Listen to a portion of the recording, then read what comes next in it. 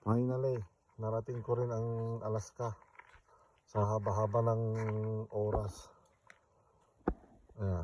Ang mga 5 segundo nasa Alaska na ako. Ito yung boundary.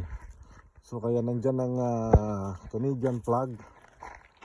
Nandun ang international boundary. Nandyan ang American flag. Kasi nandito yung international boundary. Left side ang Canada, US ang right. So ito yung sinukat nila. Kung makikita mo, kaya yan ang boundary. Hanggang doon may tagas yan, nilinisan. So nandito tayo sa border. Ito ang United States. So nandiyan ang Canada.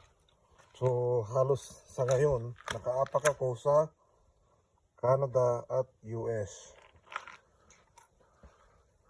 So ito yung mga kwento nung sinosurvey nila yung border. So yan ang US yan. Kung makikita mo yung bundok doon na tabas sa gitna. Yan ang border niya.